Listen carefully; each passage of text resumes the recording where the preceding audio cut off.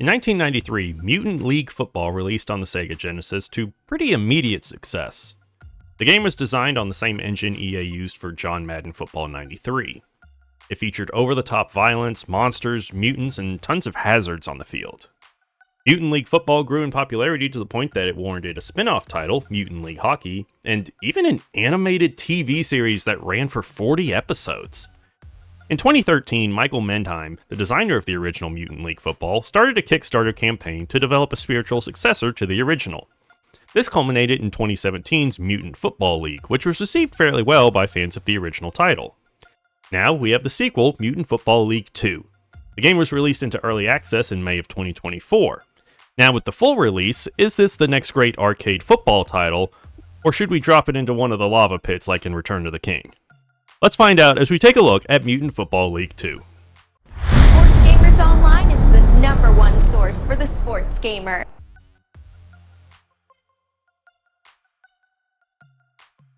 Mutant Football League 2 is an arcade-style 8-on-8 football game. The action is very fast-paced with an emphasis on big plays and big hits. The teams and players in the game, while not officially licensed, are parodies of real-life teams and players. For example, instead of having Patrick Mahomes and Travis Kelce on the Kansas City Chiefs, there's Hat-Trick My Homies and Ravage Belsey on the Kansas City Creeps. There are also plenty of hazards all over the field. This includes spikes, mines, lava pits, and more. Player health is a major factor in the game, as players can be injured or even killed during play. If you run out of players at a certain position, you'll be forced to forfeit, which adds a bit of extra strategy to the game. On offense, running the ball feels pretty good. Players are fast and responsive, and pulling off jukes and spins feels very satisfying. The passing game, though, feels a little less fluid. Quarterbacks in general seem to have pretty long throwing motions once you press the button to choose your receiver. There were several times where I pressed the button to throw a pass thinking I had plenty of time, but the quarterback took so long to actually throw it that I ended up getting sacked. This issue is exacerbated by the pass blocking being less than ideal. There were plenty of times where defenders would run right past blockers who did not even attempt to engage them, forcing me to immediately run for my life in the backfield. Defense is also a bit of a mixed bag.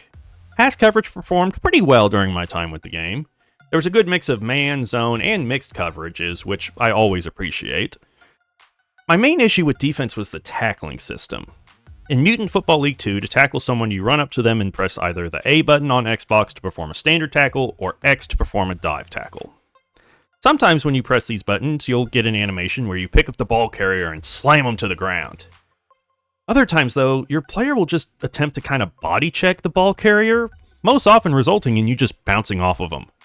These interactions leave both the defender and ball carrier to be stunned for about a second before the ball carrier is able to take off again. This tackling system feels very stiff and unsatisfying.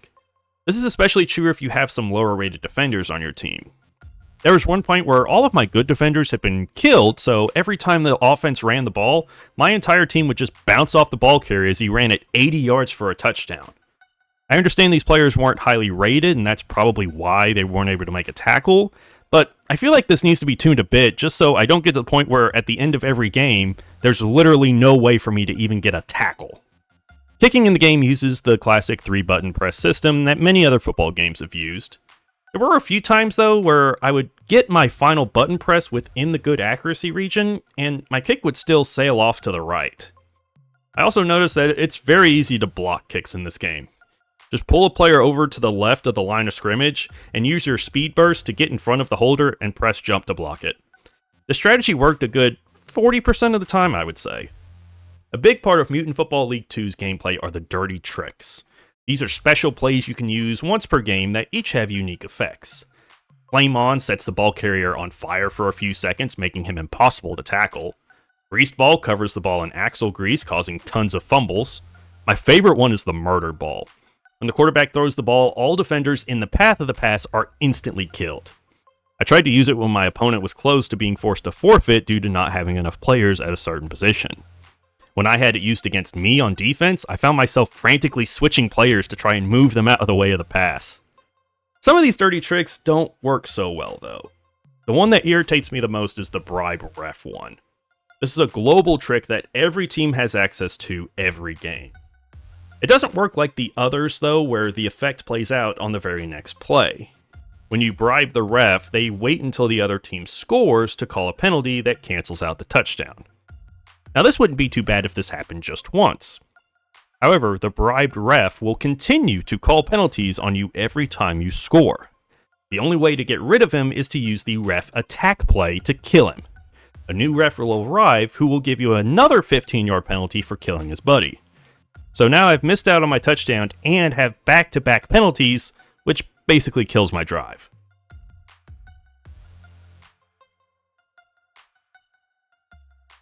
The main game mode in Mutant Football League 2 is Dynasty Supreme. In this mode, you can create your own team or choose from one of the teams already in the game and try to build them into a powerhouse. The creation options and tools available are incredibly deep and impressive. You can change everything about your team from name, location, colors, jerseys, and even playstyle. You also can create your own stadium. And on top of that, you even get to place all of the traps and hazards around the field however you want. Once you've made your team, you'll be given some goals for the next 3 seasons. You have to meet these goals or risk being fired. You'll then be thrown into the MFL draft with players like quarterback Psycho Ward and running back Bam Bam Scatta Boom. Outside of the draft, the other 2 ways to add players to your team are free agents and trades. You can sign 1 free agent and complete 1 trade per week. Free agents are pretty straightforward. There are a few cool Easter eggs here, such as quarterback Andrew Upchuck and running back Bones Jackson. Trades are also very simple to pull off. You select 1 player to trade for and 1 to trade away. If the CPU declines, you can add some money in to sweeten the deal. To showcase how easy it is to trade for whoever you want, I traded away a 30-rated quarterback along with $10 million for Hatrick My Homies, who is a 95-rated quarterback. Also, after every game you play, you'll be given random cards of players you can add to your team. This will, however, take up your trade for the week, so just keep that in mind. This is the only way you're able to get cards, too, is actually playing games. There's no shop where you can buy, like, packs of cards or anything like that, which I do appreciate. Outside of Dynasty Supreme, the other game modes are pretty much what you would expect. There's a season mode, which is basically the same as Dynasty, but only lasts 1 season. There's a playoffs mode, a Mayhem Bowl mode, where you can play a single game with all of the Mayhem Bowl presentation and fanfare, and a training camp mode where you can learn the basics of American football. Lastly, there's an online ranked mode where you can play against other players online to climb the leaderboard.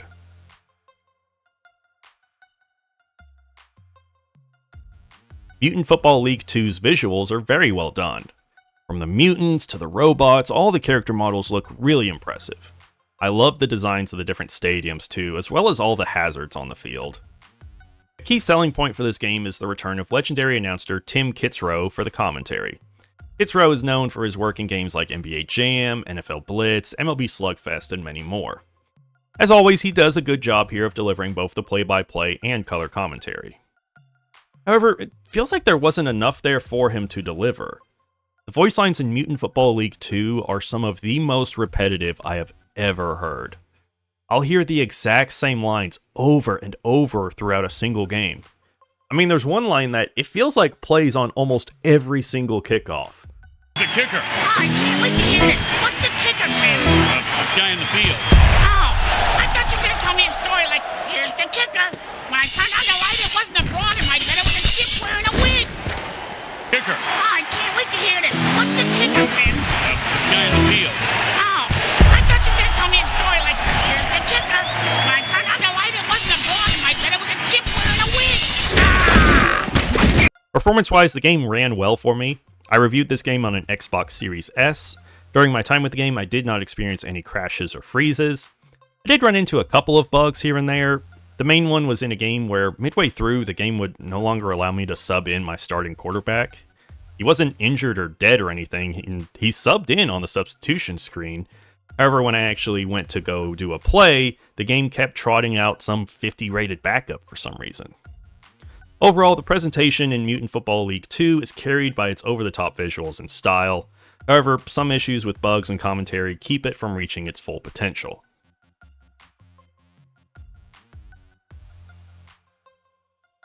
Mutant Football League 2 has a lot of good parts. The unique art style, the hazards and dirty tricks adding to the arcade gameplay, a phenomenal team and stadium creator, and a pretty good Dynasty mode with some cool Easter eggs. However, there's several flaws with this game. The clunky tackling system, commentary that is incredibly repetitive, a far too easy trade system, and some of the dirty tricks could still use a good bit of work. A lot of the issues this game has could be fixed with future patches and updates. Also, the $30 price tag does soften some of the game's rougher edges. I hope that at some point this game reaches the level of quality the developers were shooting for. However, right now, at launch, I cannot recommend Mutant Football League 2. That's going to do it for this video, everyone. If you enjoyed it, make sure to leave it a like and subscribe to the channel so you don't miss out on any of our future videos. And for all your sports gaming news and updates, stay tuned to Sports Gamers Online. I'm Brandon Satterwhite with SGO. Thank you for watching.